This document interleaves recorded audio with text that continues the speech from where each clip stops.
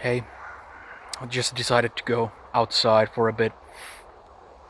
Decided to pull out the camera and just ramble on a little bit. Because lately I've been thinking a lot about how having a hobby like wargaming, having a hobby like tabletop role playing, or just about any kind of gaming, where there's mechanics involved, stats involved, and all those kinds of things. They kind of mess with your head in the way that you start to look at the world around you and other hobbies and areas of interest through that kind of lens. And being a fan of pro wrestling, it's no wonder that me and a lot of people online are kind of interested in statting pro wrestlers, like if there were, gaming characters or something like that. And it's one of those things where when you visit family or in-laws or whatever, and everybody's talking about fixing their houses, fixing their yards, fixing their cars, fixing their gardens, fixing their kids. It's like at times like that where I want to kind of like steer away, find a nice quiet corner for myself, and just kind of zone out and daydream about this and that. Statting pro wrestlers, that's something where I'm like, I have nothing to add to a conversation about gardening, but I do have opinions about Hulk Hogan's strength and dexterity. You can find that sad if you wish, but I choose to find strength in it. But it's one of those things where I've seen a lot of people give their kind of point of view in how they like to uh, view wrestlers through this kind of gaming gaming mechanic approach. And it's like sometimes it becomes kind of too cumbersome, where people like to take a professional wrestler and break their presentation down to like the most minute detail possible, to where it becomes it becomes almost incomprehensibly cumbersome, and even though I can understand that kind of appeal of wanting to break down of how does the technical mat wrestling style of a Kurt Angle differ from the technical mat wrestling style of somebody like Bret Hart or something like that, whereas one is more like purely Olympic in their background when it comes to mat wrestling, while the other blah blah blah blah, you can like you can lose yourself in the minutia of, of like too much detail. But I can see the appeal in that, and sometimes it becomes almost forced, where people want to take a existing game mechanic like, let's say, Dungeons and Dragons, and really want to like, let's build a Hulk Hogan with Dungeons and Dragons and all that. And of course it's fun to do stuff like that, but oftentimes it almost requires you to take the world of wrestling, the kind of universe that they create with their fantastical characters, where there actually are undead wizards walking around like the Undertaker, or intergalactic barbarians like the Ultimate Warrior, or I don't know, like Black Scorpion. He's a he's a spaceman who can do stage magic and is also Ric Flair. you know if you want to take it to that extent, I can see the appeal of using D&D to actually like make out a lot of the stat lines for wrestlers. But for me, it's much more of a I don't know, wrestling in and out of itself as this kind of a discipline of performance and business. The wrestling industry, just like the film industry, just like with the film industry, where you can see like the artful style of everything. Like, of course, films are art, and you can definitely see any sort of performance art as art, whether it's theater, whether it's wrestling, whether it's stunts and circus and all these kind of things. You can definitely see the artistry in that, no question. But when it comes to wrestling and seeing like professional wrestlers who make it to like superstardom, even though WWE likes to call all professional wrestlers superstars, that kind of negates that, but still, like, let's not get lost in that. But like, if you're a wrestler and let's say like you become a successful one, like this is pretty much how I like to break down professional wrestlers' statistics. And I think I've heard Bret Hart use something similar in an interview once, and it was like a throwaway kind of thing, and I kind of grabbed it, and I've been thinking about wrestling and wrestlers a lot through this kind of lens. And that's pretty much breaking them down to three actual stats that I feel matter. Because when you think of something like Dungeons and Dragons, there's only one stat for charisma. How important is something like, I don't know, wisdom? You can always like say that, oh, wisdom is like like about their forward thinking, reading the culture around them. Kevin Nash was very good at realizing the importance of like West Coast hip hop being and influencing the culture, while most of the kind of higher ups in wrestling were kind of thinking about the music from their youth, not the music that was getting popular in the mid 90s.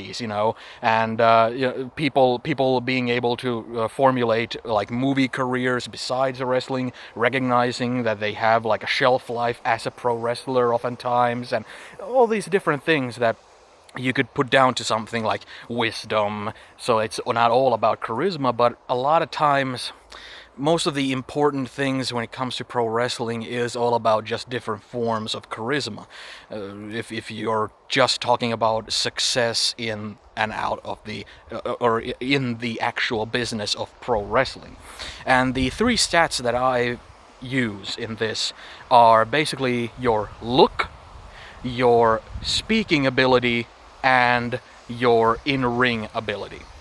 Because your main goal as a pro wrestler is to sell tickets. That's how you can measure success. It's always like, oh, nobody remembers this and that guy, or how great were they actually when nobody's heard of them outside of this one territory here. But if they made like ginormous, ginormous,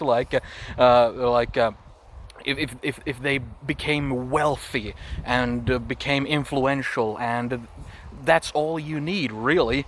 All this international stardom and all that, that's just one side of it. Success, in my opinion, can be measured in pro wrestling through these three basic lines of stats. And when I look at different wrestlers through this kind of grid, it's neat to see how if you completely suck at one but excel in the other two or something, that completely compensates for the lack in one of them.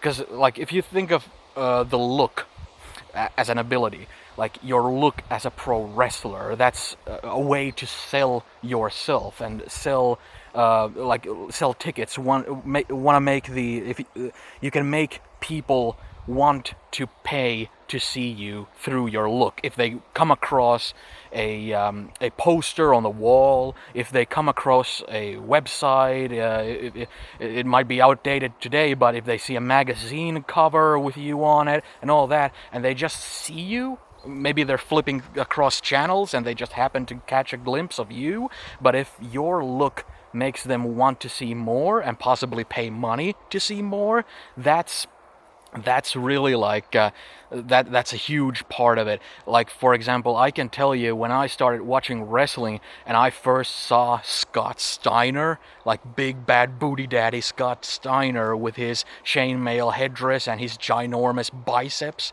I was sold. I wanted to see more. It didn't matter to me how good he was in any other aspect. Just his look was like, what the hell am I looking at? And I want to see more.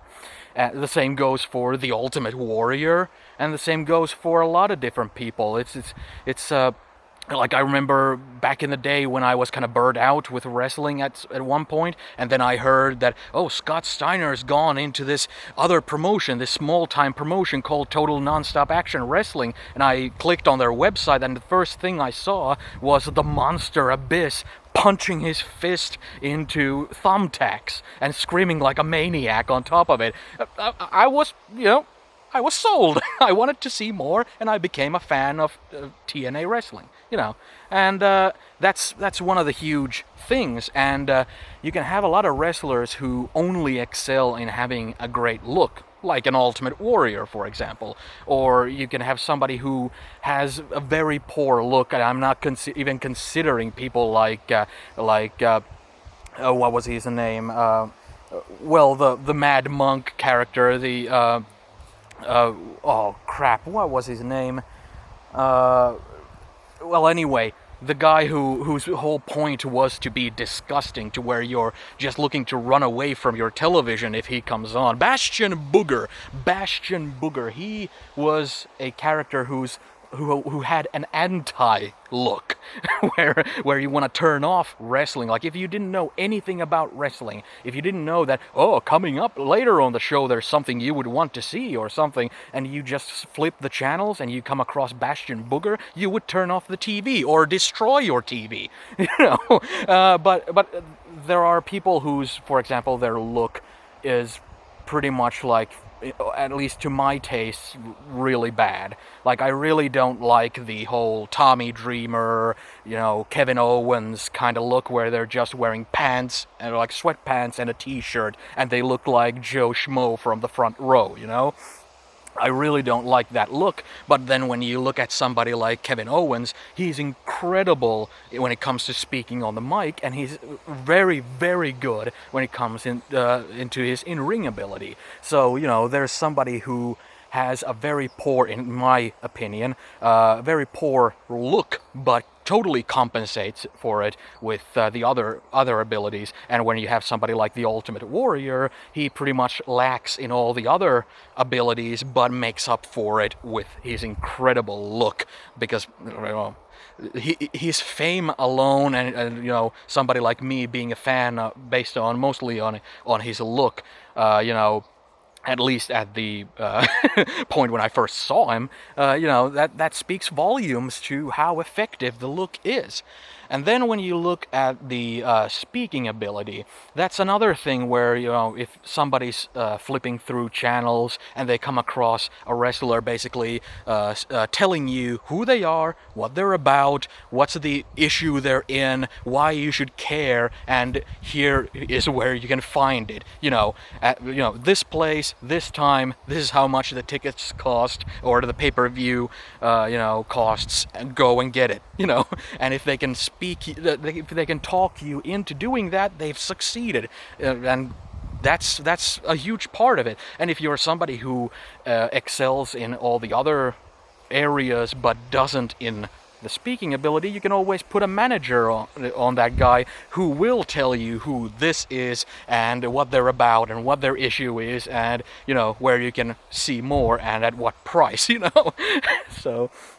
So that's like that's another point of how important managers are when you're not like micromanaging everything the wrestlers do and say by giving them scripts. And, you know, because even if you had somebody who's a good talker, they might not be good at reciting scripts that somebody else has written for them. But still, it's like the talking ability is a great boon, and it's always something where you can see like somebody like, let's say, a Bret Hart. Bret Hart is one of my favorite wrestlers, in the sense that if I see that Bret Hart is going to be on tonight, I want to watch. And of course that dates me quite a bit, but I like to rewatch old stuff quite a bit. But with somebody like him, I think his, you know, speaking skills are pretty damn low. It's usually just if you can put him in a storyline or a feud with somebody that people can find believable, like his fantastic feud with his brother Owen. Like, I think my favorite match of all time is his match against Owen at WrestleMania, was it 10? Yeah, WrestleMania 10, the very opening match. That is... that if you want to talk about wrestling being or not being a form of art, that match, also Bret's match against 1-2-3 Kid on Raw, but those matches, if you want to talk about wrestling being or not being a form of art, like, I'm sold. I don't know how anybody else isn't, but you know, wrestling kind of gets people, smirking and rolling their eyes whenever I bring up the subject, or it comes up by a proxy, and then people laugh it off and go back to talking about their fixing their yard. So I go off to fantasize about wrestling. Anyway, yeah. The ability to speak people into wanting to spend their money. And if it's fun watching a lot of the older shows, like watching 1980s shows where the TV shows were pretty short, and the TV shows were just jam-packed with showing you as many wrestlers as they could, like showing you almost all of their roster. Sometimes it felt like, because it was just filled with short interviews of people just basically telling you who they are, what they're about, and why you should care, and here's how you can get tickets and pay-per-views and this and that and spend money to see us. And that was like interspliced with very short matches where basically you would have local jobber wrestlers, people who are just there to get beat so that the stars look good on TV, so that people will spend money to watch those stars have longer matches against other stars of equal caliber. It's you would have matches where the only thing that happens is that the star gets in the ring, performs their finishing move, and knocks the opponent out with that single move, so that people find that move to be believable and the kind of point in the story of the match where they can recognize when it's coming, they can recognize that when it hits, it's over, and they can emotionally prepare themselves for the elation of seeing the 1, 2, 3 happen in the ring and the ring bell getting rung, and they can rise to their feet and cheer their favorite. It's like when you're going to see a band play live and you hear the first couple of seconds of a familiar song and you recognize that, oh, this is that song, and you get you get the permission to go apeshit and lose yourself in it. That's kind of how finishers tend to work, and that's how those kind of short matches in the TV shows, accompanied with the interviews and promos, that's how they sell themselves. It's like playing hit songs on a radio, and when you have that, when you have the speaking ability of somebody like The Rock or Mick Foley or somebody like that, that can really, a lot of times there are wrestlers who are just great talkers, and that's it. They might not be very good. I wasn't following wrestling very closely when this happened, but there was a period of time where Enzo Amore was getting really popular, and that guy can't wrestle for shit. But everybody was getting really hyped about his personality, and that's what a lot of pro wrestling managers do, where they most of the time do have a great look. It's not the look of a wrestler where they're meant to provoke the sort of aura of intimidation or awe, like oh, he's so cool, but just if you had a chicken shit wrestler, you might look at that as a look that when you look at a wrestling manager, oh yeah, he looks like a chicken shit. And that's usually the whole point, is that bad guys who are intimidating but can't talk to make people believe how intimidating they ought to be perceived as. You put a chicken shit manager that you hate, that you think that you could whip if just given the chance, but of course they're hiding behind these giant wrestlers, so they're beyond your reach. But God, it would be awesome. I would pay money to see this cool good guy beat the hell out of one of those chicken shit managers that always talks crap on the microphone, like Jim Cornette with the Midnight Express. The Midnight Express, of course, they could speak in an okay way and all that, but Jim Cornette can speak like that's what he's born to do, kind of thing. And so you can combined those skills, where you take guys who can't talk at all and you give them a guy who can talk like God, but That was a weird thing to say, but anyway, like you can max out your stats, so to say, by combining skills that way. Yeah. And the third thing is your in-ring skill. And for a lot of wrestling fans, this is the only thing that really matters because they're already wrestling fans. They already are going to watch the show no matter what happens. So the only thing they care about is that are the matches good? Are the feuds good? Are they believable? And all those kinds of things. But if you're somebody who's not yet sold on wrestling, the thing is that you usually need either the talking skills or the look to get people in so that they will see you wrestle. But oftentimes the thing is that unless you have the huge hype machine behind you, a look alone or speaking skills alone don't often carry you all the way if you can't wrestle worth a shit. The thing is that with people like the Ultimate Warrior, who I really love, the thing is there's a reason why he was usually popular for a couple of years, then he went away, then he came back, was popular for a month, then went away, came back, was popular for a week, then went away, came back, was popular for a single day. You know, and of course there's other behind the scenes things that of course made sure that he always went away, but still it's like for the audience, I don't think that he would have had the longevity that a lot of other wrestlers who could speak or have the look and on top of that could wrestle, you know, would have. You know, when it comes to actually wrestling, that's the thing when if somebody's been talked or awed in through the wrestler's look or something, and then they get to see the matches, that's when they become like returning customers. That's when you get them returning and watching the show based on how good the actual wrestling is.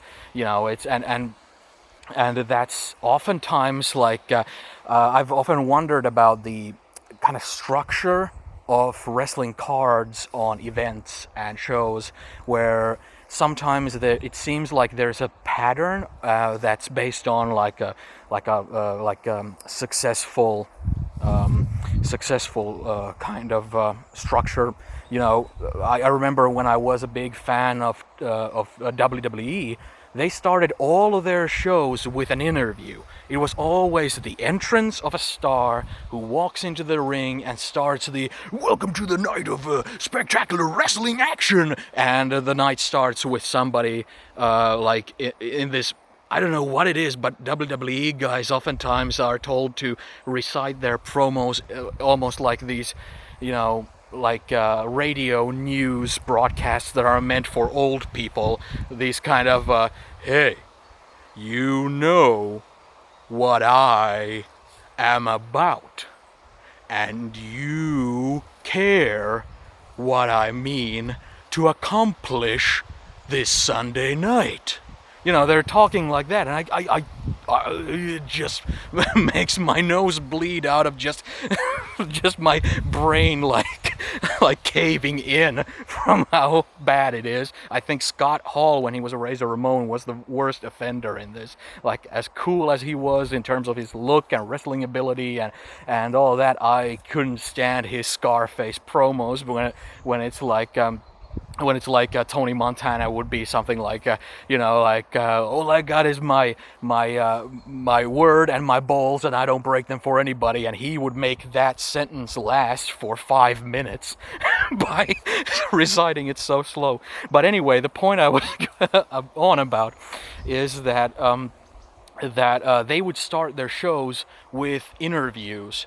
And when I would watch Total Nonstop Action Wrestling, they would, like their name kind of suggested, that was one of the first selling points that really got me going, was that they started their nights with very short, very fast-paced matches. It was always like, okay, the night starts and there's like pyro going off and everybody's like screaming like, oh, it's a night of wrestling action and blah, blah, blah, blah. And then you have something like, I don't know, like Chris Sabin versus Sanjay Dutt, and it's like a high impact, high action, like they're doing like roundhouse kicks, and they're vaulting off of the ropes and doing like all sorts of corkscrew this and moonsault this, and combination moves here, and you know, all these kind of exciting things. And the matches would last like a couple of minutes. It was just, here's these two cool dudes, and here's all their cool moves. Aren't they cool? And now that you've had this kind of warm-up act before the kind of actual band comes in, you know, you're hyped. You're all in. You're like, oh yeah. And then they go into the backstage segments and interviews and storylines and all that stuff. And I've often wondered that what is the most effective way of doing that? Pushing the soap opera first, or pushing wrestling first, and all that stuff.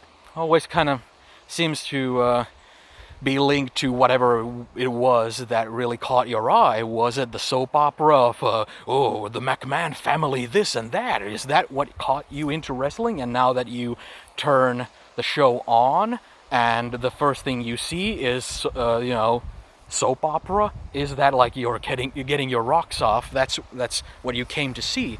Or is it that you see, pictures and see interviews and clips and all that, and you want to see wrestling action?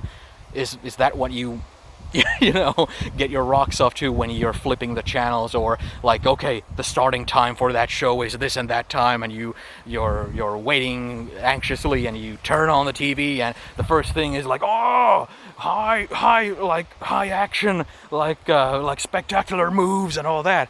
And then there's of course always the argument that you're burning out those exciting moves, but when you make it so mundane that you show it as the opening act. Okay, if the opening act is doing like amazing stunts and all that, what does the main event have left to do after that? Or what about next week? What about a month from now?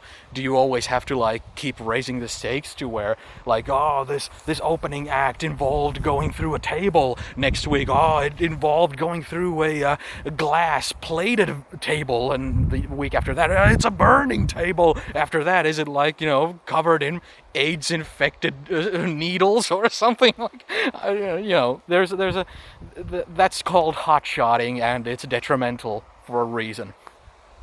But anyway, yeah, those three stats, yeah. I think a lot of people like let's say, I think Dean Malenko is a good kind of throwback kind of guy. Even though he looks like a believable athlete, he has that kind of like stone face to him, to where it's like, I don't find it charismatic in the sort of stone face, nothing phases me, I've seen it all, and having that 1,000-yard stare kind of thing. I don't get that from him. And also he has a receding hairline like yours truly, but still I don't want to relate to a wrestler on that kind of level. Like, hey, he has a shitty hairline, he's just like me, I could take out Jim Cornette too. But, it's like, I think he has a bad look, and I think he can't do an interview to save his life. But he's a fantastic, with a capital F, fantastic wrestler. But you would never know that unless you already were intrigued to turn on the channel. Like, you can't put a Dean Malenko on a poster. You can't put a Kevin Owens on a poster and expect people to who are not into wrestling to get into wrestling. That's just my opinion. And with an Ultimate Warrior, with a Hulk Hogan, with somebody like that, you can. And then you might get out of wrestling immediately after seeing the Ultimate Warrior in the ring. But then again, that's another thing where It didn't really matter whether it was pay-per-view or TV. Ultimate Warrior's matches were kind of like those TV matches of old, where the whole point was just to show, hey, here's this guy, isn't he cool? Look, he just throws a couple of clotheslines and makes like a press slam, and then splashes on top of the. That sounded bad, but does a giant splash move on his opponent, and that's it. It took like a minute at tops, and maybe we can stretch that to to last 5 minutes, 10 minutes, to where the opponent rolls out of the ring, and that's why it takes him longer to do his shtick. But that's all it is. It's just shtick. It's like if you were doing cartoons, but you're basically just doing not like a cartoon episode of a TV show, or not like an animated feature where the animation itself is about selling the animation. You're selling the excitement of seeing animation. It's kind of like when you look at old 80s cartoons. If you look at something like Thundercats or something, the opening animation it's awesome. It's great. But once the show starts, it's like, okay, they blew their entire budget on that opening, but that's all they needed. As long as you see that opening, you want to see that show. When you see that show, you're either going to be turned away by it, like I was as a kid, or you're just gonna be like, I don't care. The opening is so cool. The idea of these cat guys and gals waving swords and doing magic and using all these futuristic technology stuff and fighting bad guys, the idea of it is so cool, and I get so hyped up by the intro that I don't care.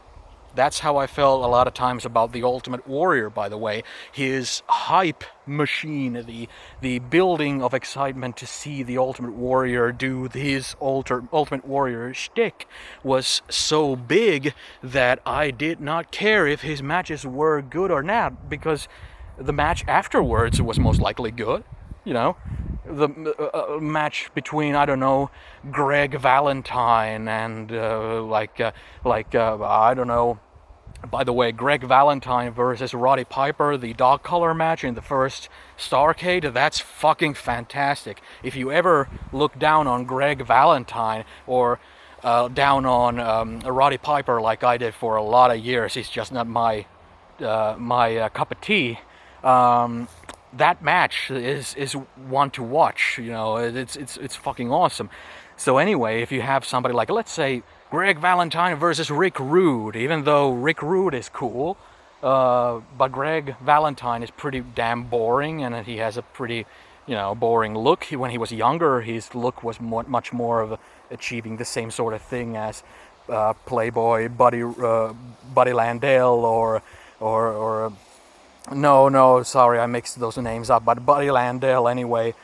and guys like that, like Ric Flair, like having that robe, having that bleached blonde hairstyle, and being arrogant and all that. Missing that in his older days, but still, of course, having all the kind of brains it takes to build a good match and all that. If I see an Ultimate Warrior match, and I'm like, I just want to see the Warrior do his thing, and he does his thing, and after that it's like Greg Valentine versus this and that, it's most likely going to be a good match, unless Greg is feeling lazy that day. But Greg can pull off a great match. I mean, really do watch that dog collar match between him and Roddy Piper at Starrcade.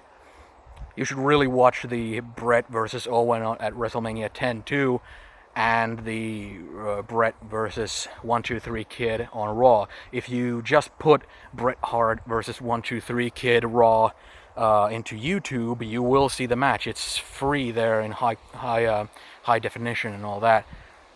It sometimes bums me out that I recommend matches that people would need to have like a streaming service for, but that match at least is there for free. I've often passed that along for people if they're at least curious about the thing. And I think that's a great representative of the art of wrestling, and everything I love about it. That match having such a simple story behind it. Just Bret being an accomplished veteran and the world champion and a good guy and like a stand-up guy, the sort of good guy that were rare at that time, of people actually like looking up to him and wanting to be him and be like him and championing his values as a good guy, you know. Bret Hart looking at a younger talent who's like an up and coming, and like, I see the potential in him. I wanna do a favor for him, and okay, next week we'll have a match. I'll grant you like let's say an expedition, even though he did put his title up in that match. Like good sportsmanship, and like 1-2-3 Kid didn't need to do anything other than impress Bret for Bret to deem him worthy of him putting the championship up, and 1-2-3 Kid took him to the limit, took him to his limit, and after the match, Bret shook his hand and patted him on the back, and it was like here's the next generation. Bret being the name and face of the new generation, as it was dubbed in the WWE at that time in the mid-90s. But yeah, it's like, man, Bret's a bitter bastard in real life, but man, I just love the guy. Love his work, love his art, love all his matches. Great stuff.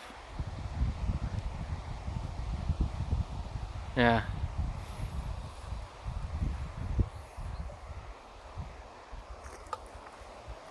Should head back inside. It's good to get stuff off of your chest sometimes when you don't live alone. You don't tend to get to vent a lot of times, and it's not like anger venting. It's just you like something that nobody else around you likes, like I do with pro wrestling. And yeah, it's good to express that love.